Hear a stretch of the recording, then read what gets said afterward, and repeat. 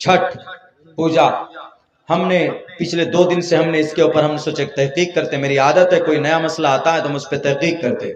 जब हमने इस पर तहकीक की, छानबीन की, तो हमको किसी शास्त्र में छठ पूजा नहीं मिला, बल्कि छठा मैया एक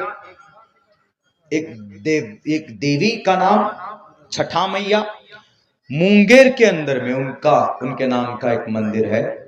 ये पूरे भारत में भी नहीं मनाया जाता, सारे हिंदू नहीं मनाते, सिर्फ बिहार में मगध है, मिथिला है, ये सीमांचल के एरिया में धूमधाम से मनाते।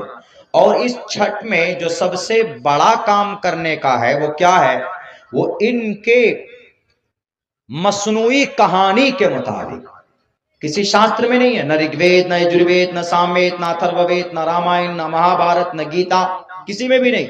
छठा मैया के बारे में कहानी है कि छठ पूजा के लिए काली माता की पूजा के 6 दिन बाद छठ की पूजा करते।